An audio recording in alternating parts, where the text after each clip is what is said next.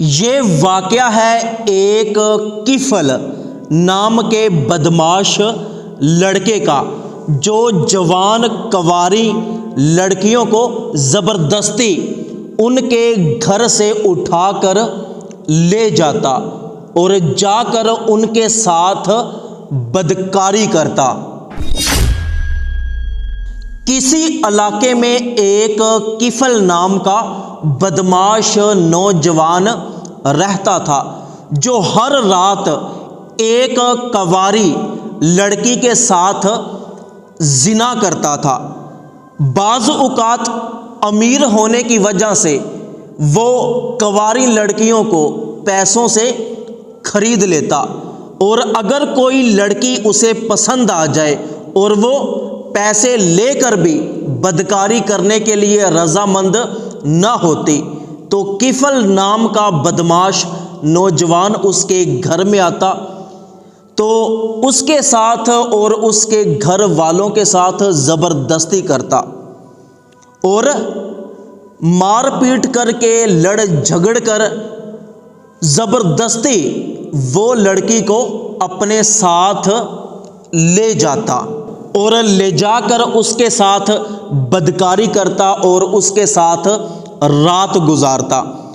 ایک دن وہ کسی عورت کو خریدنے کے لیے اس کے گھر میں گیا۔ جا کر اس نے جب اس حسین و جمیل عورت کو دیکھا تو اس کے حسن کی اس نے تعریف کی اور پھر اس کی منہ مانگی قیمت اس عورت کو دے دی۔ اس کے بعد اس کفل نامی بدماش نوجوان نے اس عورت کا ہاتھ پکڑا اور اسے اپنے گھر اپنے کمرے میں لے گیا۔ پھر اس نے دروازے کو بند کیا اور اس عورت کو اپنے بیڈ پر بٹھا دیا۔ جب وہ اپنے کپڑے اتارنے لگا تو اس نے دیکھا کہ اس خوبصورت عورت نے زارو قطار رونا شروع کر دیا ہے۔ کفل نام کا بدماش لڑکا بڑا پریشان ہوا، پوچھنے لگا کہ کیا میں تمہیں تمہاری مرضی سے نہیں لے کے آیا؟ کیا میں نے تمہیں تمہاری منہ مانگی قیمت نہیں دی؟ تو اب روتی کیوں ہو؟ رونے کی وجہ کیا ہے؟ تو اس عورت نے روتے ہوئے جواب دیا کہ کفل، میں کوئی پیشہ ور بدکار عورت نہیں ہوں، عزت دار ہوں۔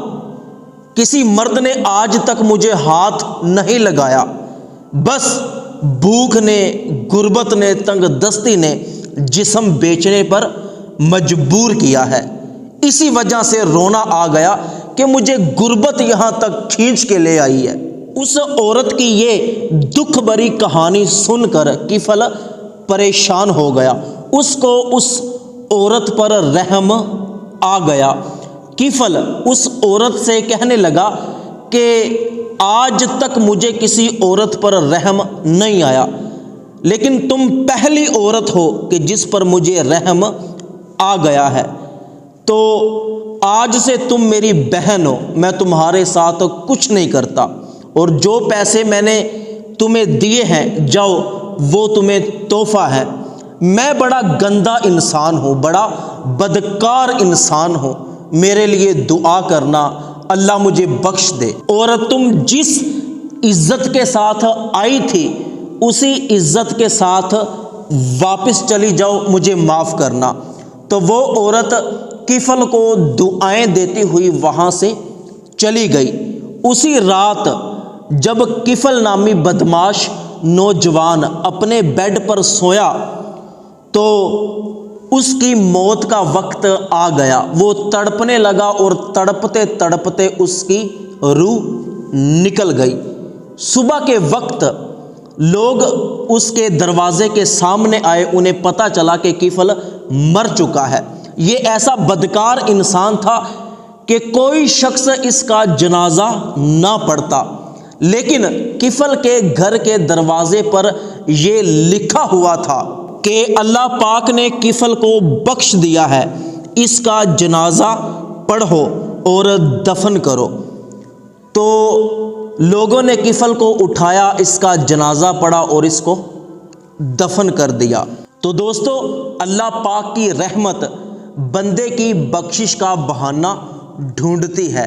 پتہ نہیں اللہ پاک کو بندے کی کون سی نیکی پسند آ جائے اور اللہ پاک بندے کی بخشش فرما دے۔ اللہ پاک ہمیں بھی سچی توبہ کرنے کی توفیق عطا فرمائے۔